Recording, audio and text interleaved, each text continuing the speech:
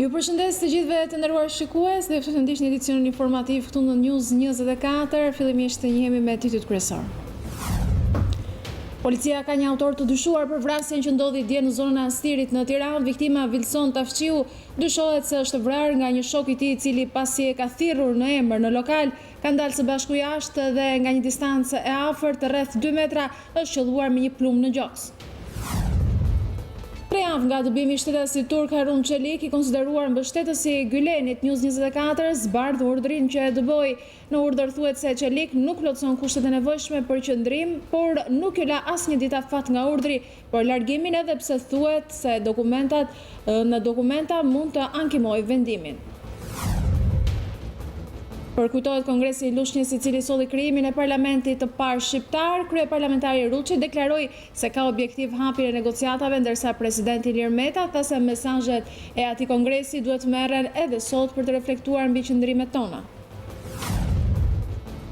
Tatimet do të pajisin inspektorët tatimor me GPS në mënyrë që të zbulojnë në kohë reale vendodhjen e tyre, si dhe të monitorojë sjelljen që kanë me tatim paguesit. Drejtoresha e përgjithshme e tatimeve Delina Ibrahimaj thotë se qëllimi është të zbulohet mënyra e inspektimit dhe të matet periudha e vizitës së tyre në një subjekt. Përkujtohen 4 viktimat e 21 janarit që u vranë në bulevard gjatë protestës së opozitës në 2011. Familjarët dhe drejtues të Partisë Socialiste bën homazhe, ndërsa deklaruan se ende nuk është bërë drejtësi për viktimat e pafajshme.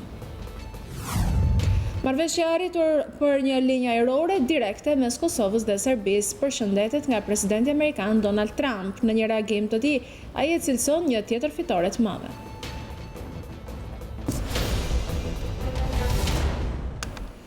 Nisim gjërësisht edicionin informativ. Policia ka një autor të dyshuar për vrasjen që ndodhi dje në zonën e Astirit në Tiranë. Viktima Vilson Tafqiu dyshohet se është vrarë nga një shok i tij, i cili pasi e ka thirrur në emër në lokal, ka dalë së bashku jashtë dhe nga një distancë e afërt rreth 2 metra është qelluar me një plumë në gjoks. Policia ka të dyshuar personin me inicialet ND që ka shpallur tashmë në kërkim.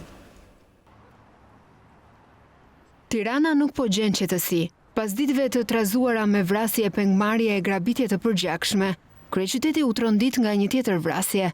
Pranë një bari në zonën e Unazës së Re u ekzekutua me plumë në zemër 28 vjeçari Vilson Tafqiu Noka. Mbrëmjen e së hënës, 28 vjeçari ka qenë duke konsumuar kafe me mikeshat e tij në këtë lokal. E më pas, pasi është thirrur nga autori, ka dalë në rrugë dytësore dhe pas disa minutash është qelluar me pistolet duke mbetur i vdekur në vend. Para uniformave blu, dëshmitarët okular thanë se viktima u thirr nga autori dhe pasi u takuan së bashku, u qellua me armëzjarri duke mbetur i vdekur në vend. Një provë mjaft e vlefshme për hetimin janë kamerat e sigurisë, po ashtu edhe aparati celular i viktimës. E ndërpresim kronikën të nderuar shikues, për të ndjekur është ministri Manastirliu në një deklaratë.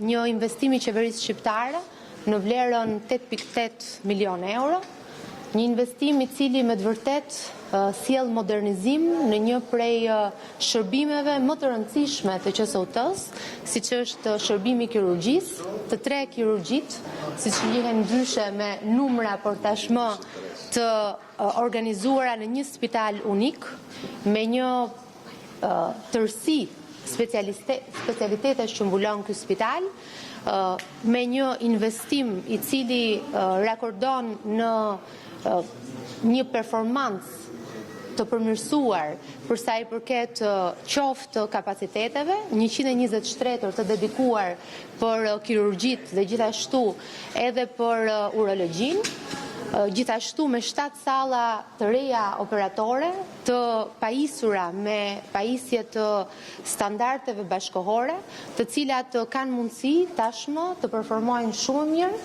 Mjekët kanë mundësi që të realizojnë ndërhyrje të kompleksiteteve të larta me cilësi më të lartë, pasi pikërisht investimi i bërë në këto salla është një investim që ndryshon, përmirëson, modernizon punën e ekipeve të kirurgjikale, punën e ekipeve të cilët organizohen në shërbimin apo në njësinë e re të reanimacionit, ku ne do ta vizitojmë së bashku, dhe gjithashtu padyshim edhe komoditetin për pacientët edhe familjarët që vizitojnë pacientët, pasi ky spital jo vetëm siguron kushtet shumë të mira të hotelerisë për pacientët e shtruar, por gjithashtu ofron kushte edhe për familjarët në mjedise pritjeje specifike për ta, duke zbatuar sigurisht regjimin që ekziston në spitale, ku ne kemi vendosur që prej më shumë se një viti që regjimi i vendosur për të gjitha spitalet të jetë dhe të funksionojë edhe për këtë spital të ri,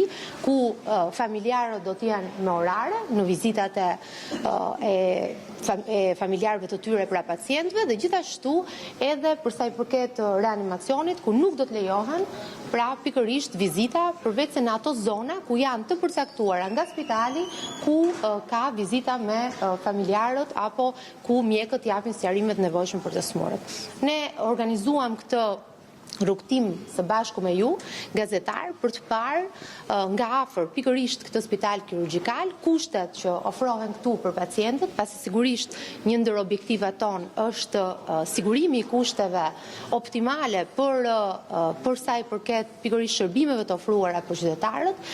Investimet në shëndetësi tashmë kanë 6 vite që janë kryer, por me hapa shumë të rëndësishëm vitet e fundit për sa i përket rritjes së performancës dhe sigurimit të cilësisë së shërbimeve, qoftë edhe kushteve të punës për mjekët. Unë jam e kënaqur që nëpërmjet këtij investimi ne arrijmë që të kemi kushte pune shumë cilësore dhe standardet larta për mjekët tanë kirurg, mjekët anestezist reanimator, për stafet tona infermierore. Janë më shumë se 50 kirurg të cilët përfitojnë drejt për drejt pikërisht nga ky investim vetëm në spitalin kirurgjikal, gjithashtu më shumë se 140 infermierë të cilët punojnë në këto shërbime, të cilët tashmë kanë pikërisht kushte dinjitoze të punës. Dhe sigurisht janë qytetarët, janë pacientët, ato që do përfitojnë nga ky investim. Sigurisht investimet do të vijojnë në QSUT, ne do të përfundojmë vitin që vjen ndërtimin e spitalit të ri të sëmundjeve të brendshme, ashtu siç shihet do të kemi mundësi që të gjithë shërbimet interne të futen pra të akomodohen në spitalin e ri, ku gjithë spitali 64 transferohet aty dhe gjithashtu dhe shërbimet e dermatologjisë, reumatologjisë dhe alergologjisë. Do të kemi një riorganizim të urgjencës polivalente, ku kalon nga mjediset aktuale në spitalin e ri me një organizim tërësisht të ri që do t'i shërbej pikërisht këtij organizimi funksional brenda hapësirave të QSUT-s, dhe do të vijojmë gjithashtu me investimin në spitalin pediatrik, ku tashmë investimi ka filluar, do të ndërtohet pikërisht një spital i cili do të ketë salla të reja operacioni, do të ketë një reanimacion të ri pediatrik, urgjencën e re pediatrike dhe gjithashtu një rehabilitim të plot të gjithë pavioneve në këtë spital. Pra, modernizimi i qendrës spitalore universitare në Tereza merr me të vërtet jetë me përfundimin e investimit që ne po prezantojmë sot, dhe më pas me investimet të cilat janë në proces dhe do të përfundojnë sipas afateve të punimeve. Një nga shërbimet e kontestuara është Ishte Ministrja e Shëndetësisë Manastirliu, të nderuar shikues, në këtë deklaratë nga sallat e reja të kirurgjisë. Në ndërkohë rikthehemi edhe një herë edicionit informativ, kronikën që po ndiqnit pak më parë. Policia ka një autor të dyshuar për sa i përket vrasjes që ndodhi dje në zonën e Astirit në kryeqytet. Viktima Vilson Tafçiu dyshohet se është vrarë nga një shok i tij, i cili pasi e ka thirrur në emër në një lokal, ka ndalë së bashku jashtë dhe nga një distancë afër rreth 2 metra është qelluar me një plumë në gjoks. Policia ka të dyshuar personin me iniciale ND që ka shpallur në kërkim. Tirana nuk po gjen qetësi. Pas ditëve të trazuara me vrasje, pengmarrje e grabitje të përgjakshme, kryeqyteti u trondit nga një tjetër vrasje. Pranë një bari në zonën e Unazës së Re u ekzekutua me plumë në zemër 28 vjeçari Vilson Tafçiu Noka. Mbrëmjen e së hënës, 28 vjeçari ka qenë duke konsumuar kafe me mikeshat e tij në këtë lokal. E më pas, pasi është thirrur nga autori, ka dalë në rrugë dytësore dhe pas disa minutash është qelluar me pistolet duke mbetur i vdekur në vend. Para uniformave blu, dëshmitarët okular thanë se viktima u thirr nga autori dhe pasi u takuan së bashku, u qellua me armë zjarri duke mbetur i vdekur në vend.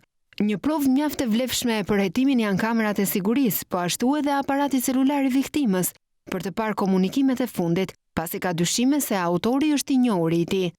Nisur nga rekordet kriminale të viktimës, po ashtu edhe nga të dhënat e përftuara nga kamerat e sigurisë, policia e Tiranës ka konkluduar në një emër si të dyshuar për ngjarjen.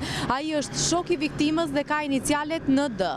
Nisur nga karakteristikat fizike të personit që e ftoi jashtë lokalit dhe lidhjet me viktimën, policia ka shkuar për të shoqëruar të dyshuarin ND, por nuk e ka gjetur në banesë dhe menjëherë është bërë shpallja e tij në kërkim policor. Forcat e komisariatit numër 6 janë në kërkim edhe të një makine Golf 6 të ngjyrë të zezë, me të cilën dyshohet se autori u largua pas krimit. Hetimet për zbardhjen e vrasjes së Vilson Tafçiut janë orientuar tek e shkuara kriminale e tij në Belgjik e Francë. Ai rezultoni dënuar në Francë për shpërndarje droge. Sipas të dhënave të siguruara nga sistemi Teams, News24 ka mësuar se Tafçiu ka shkuar në Francë më 7 mars 2018 dhe vetëm një javë më pas, më 12 mars, është arrestuar për shpërndarje të lëndëve narkotike. Autoritetet franceze e kanë dënuar me 1 vit burg, prej ku ka bërë 8 muaj para burgim, dhe më 6 nëntor 2018 është deportuar në Shqipëri.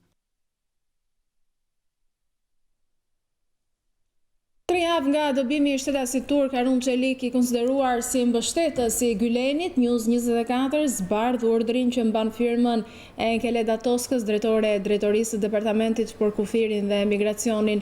Në urdhër thuhet se Çelik nuk plotëson kushtet e nevojshme për qëndrim, duke i referuar nenit 109 fraksion A, po kështu nuk i është lënë asnjë ditafat nga urdhri për largimin, edhe pse thuhet në dokument se mund të ankimojë vendimin.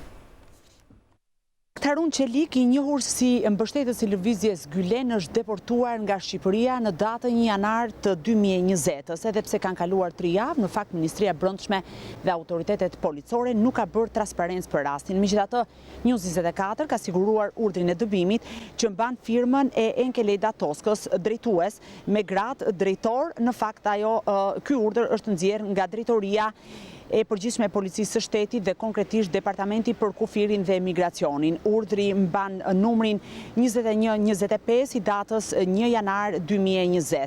Sipas këtij urdhri rezulton që shtetasi Harun Çelik, i cili vuajti një dënim prej 5 muaj e gjysmë në Shqipëri për shkak se tentoi të kalonte kufirin me një vizë kanadeze të falsifikuar, detyrohet të lërë territorin e Republikës së Shqipërisë, sepse sipas zyrës për kufirin dhe migracionin nuk plotëson kushtet e nevojshme për qëndrim, referuar nenit 109A ligjit për të huajt. Në fakt, News24 është konsultuar me këtë ligj dhe rezulton se e vetmi arsye që autoritetet shqiptare kanë dëbuar Harun Çelik pavarësisht faktit se ai këmbgulte të qëndronte në Shqipëri përderisa pretendonte se në Turqi rrezikohej jeta për shkak se ishte mbështetës i lëvizjes Gülen, në fakt është dëbuar vetëm për faktin se ka tentuar të kalojë kufirin me pasaport me vizë të falsifikuar.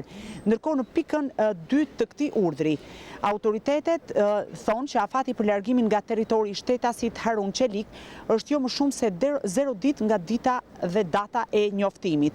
Por kjo pikë e urdhrit të dëbimit bie ndesh me pikën 5, ku thuhet kundër këtij urdhri mund të bëhet ankesë mbështetur në nenin 122 të ligjit numër 108/2013 për të huajt. Nga njëra anë, policia e shtetit, pra drejtoria për migracionin dhe kufirin, e detyron shtetasin Harun Çelik të lërë territorin e Republikës së Shqipërisë dhe i lë 0 afat, pra asnjë moment afat për t'u larguar, por nga ana tjetër i kërkon atij të bëjë ankesë. Se ku dhe si mund ta paraqiste mbështetësi i lëvizjes Gülen këtë ankesë, mbetet që autoritetet shqiptare ta sqarojnë këtë pikë.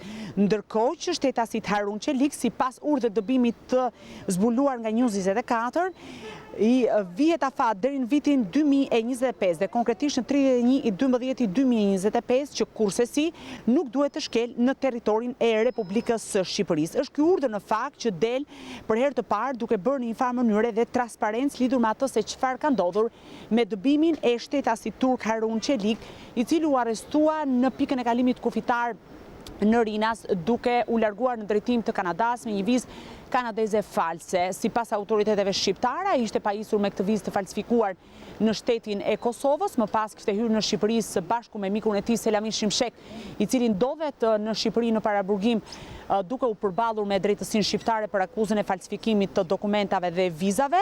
Harun Qeli ka ardhur në Shqipëri dhe më pas ka tentuar që përmes pikës së kalimit kufitar në Rinas të largohet me tranzit Vjenën dhe më pas në Toronto, Kanada.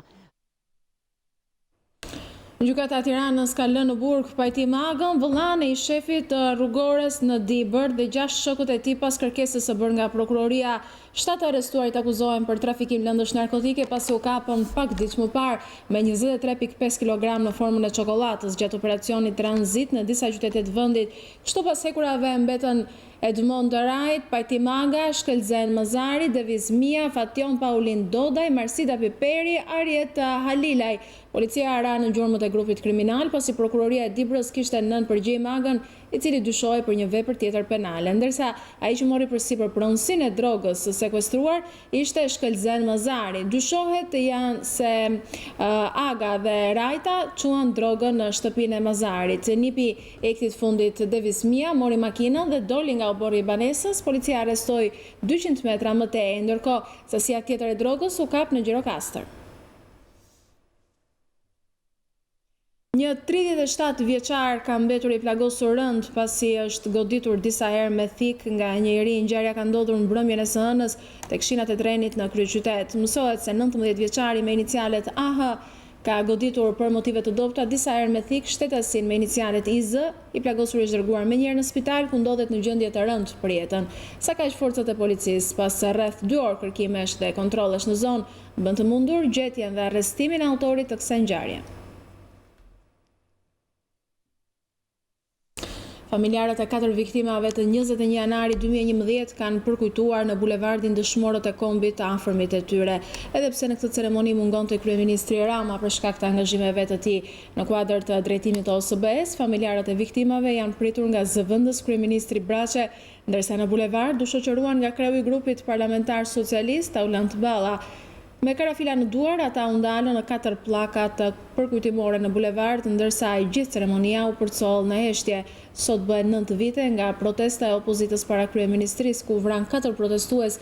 21 janari 2011 do të cilësohet më dramatiku për demokracinë e brisht shqiptare, pasi një protestë në nisje paqësore la pas 4 të vdekur në bulevardin dëshmorët e kombit: Zver Vejzi, Fajk Myrtaj, Hekur Andeda dhe Alex Nika. Menjëherë pas vrasjeve, socialistët e vlerësuan ngjarjen si krim shtetëror, ku akuzuan drejt për drejt kryeministrin e kohës Sali Berisha si përgjegjësin kryesor. Ndërkohë pas seancave maraton, 2 personat e dyshuar, ish komandanti i Gardës së Republikës Ndrea Prendi dhe përgjegjësi njësisë speciale Agim Lupo, u shpallën të pafajshëm. Kujtojmë se 4 viktimat morën statusin e dëshmorit të atdheut.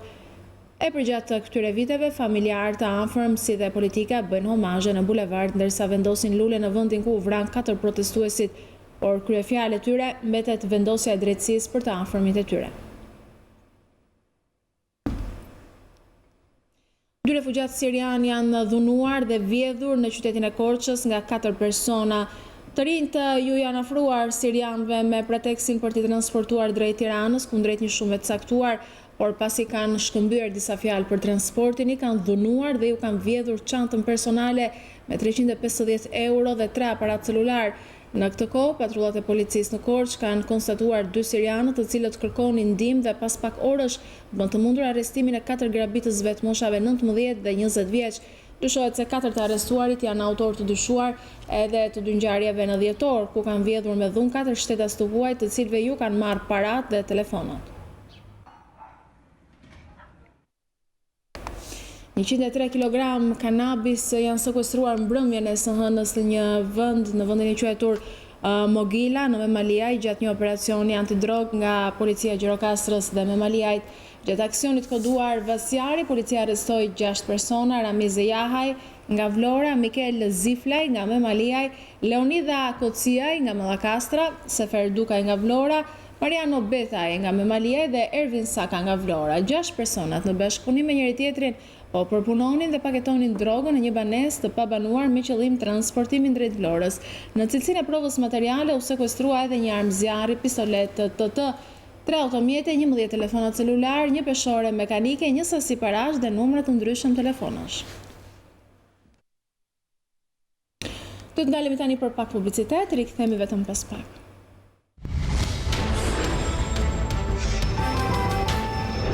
do të rikthehemi edhe një herë edicionit informativ. Në takimin e radhës, Forumi i Rektorëve të Universiteteve Private ka kërkuar që të ulen tarifat për akreditimet e programeve. Rektorët vunë dukje se janë rritur kuotat e pranimit tek universitetet publike, por nuk rezulton që të janë shtuar kapacitetet fizike apo burimet njerëzore. Forumi i Rektorëve të Universiteteve Private u mblodh në drejtimin e kryetarit të Akademisë së Shkencave Skënder Gjinushi, ku në fokus ishin sfidat e arsimit të lartë dhe refleksione mbi aktualitetin e funksionimit të universiteteve.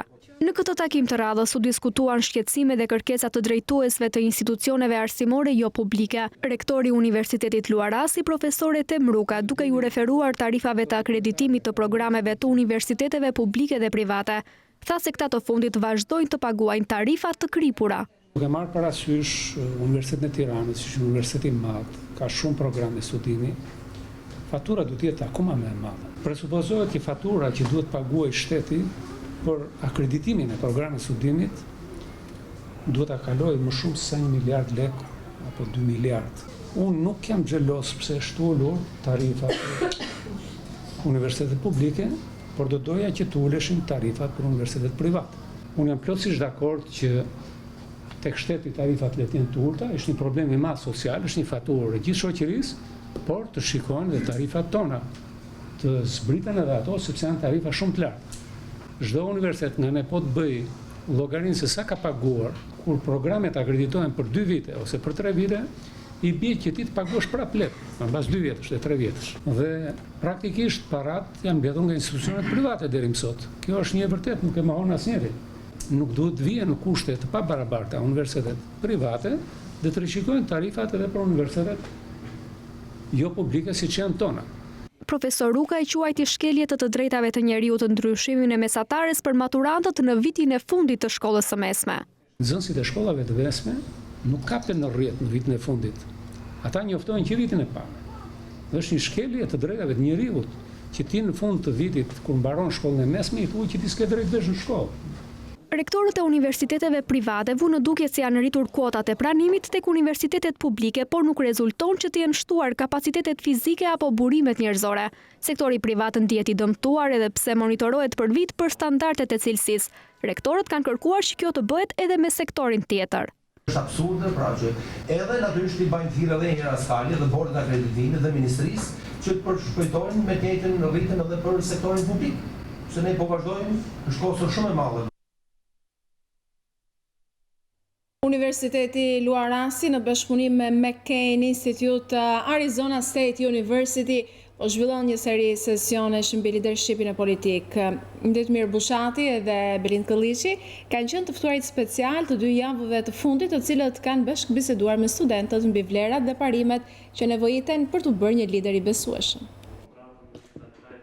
Në kuadër të programit të leadershipit, realizuar nga McCain Institute Arizona State University, në ambientet e Universitetit Luarasi, po zhvillohet një seri sesionesh trajnimi me temë leadershipi në politik. Politikan nga forcat të ndryshme kanë diskutuar me studentët rreth eksperiencave të tyre personale të leadershipit në politik. Antari i Institutit McCain, Dael Dervishi, ju shpjegoi të pranishmëve se ky program synon trajnimin e të rinjve shqiptar bazuar në vlera, etik dhe leadership.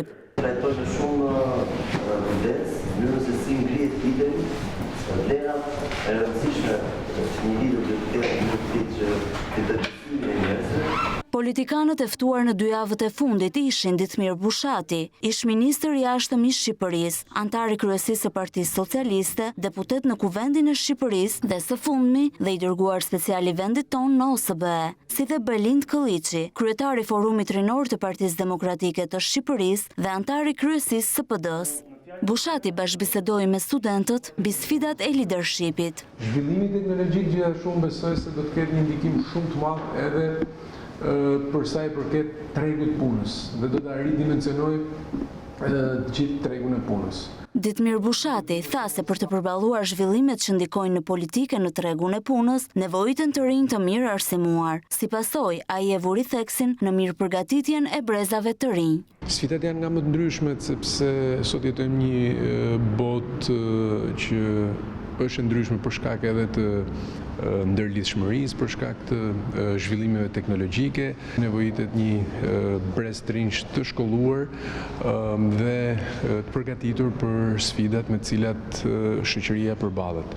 Dhe një pjesë e këtyre zhvillimeve ndikojnë drejt për drejt edhe në klimën politike, ndikojnë gjithashtu edhe në tregun e punës. Ka një grup trinj shqiptar që për shkak të rezultateve të tyre të shkëlqyera mund të jenë një aset për Shqipërinë e të nesërmes. Në këto diskutime të hapura me studentët, të ftuarit nuk folën për platforma politike të tyre apo të partive ku aderojnë, por vetëm për rrugtimin personal dhe sfidat. Unë vetë kam patur fatin e madh që të studioj në Amerikë dhe të kthehem. Kryetari Forumit Rinor të Partisë Demokratike të Shqipërisë, Belind Këlliçi, tha se Shqipëria ka nevojë për modele të reja leadershipi. Është shumë e nevojshme që sot të rinjtë adaptojnë modelet më të mira të leadershipeve, qoftë europian, qoftë botror, për të bërë të mundur që të rikthemi modelin ndryshe në Shqipëri, ku gjithçka bazohet mbi vlerat, ku gjithçka bazohet mbi suksesin, ku gjithçka bazohet mbi parimet themelore, ku gjithçka bazohet mbi më të mirët, mbi kompeticionin, mbi garën, mbi dijen. Të jenë kurajos, të ngrenë zërin, të kërkojnë të luftojnë për drejtat e tyre, të mos jenë si turma, të luftojnë për të ardhmen e tyre. Bashkëbisedimet e hapura mbi lidershipin në politik do të vijojnë, ku e ftuara e radhës në Universitetin Luarasi do të jetë deputetja e Lëvizjes Socialiste për Integrim Klajta Gjosha. Organizimi këtyre takimeve ka si qëllim ekspozimin e liderëve të rinj shqiptar ndaj personaliteteve të ndryshme lokal dhe ndërkombëtar. Tu kemi ardhur në fund të nderuar shikues edicionit informativ. Përpara se të ndajemi, unë ju rikujtoj se për çdo lajm ju mund të klikoni gjithmonë në balkanweb.com, aty lajmet vinë në kohë reale të shoqëruara nga foto dhe video. Në çdo moment mund të shfrytoni online gazetën shqiptare dhe nëpërmjet live streamit mund të ndiqni live në çdo moment News 24. Faleminderit që na ndoqët.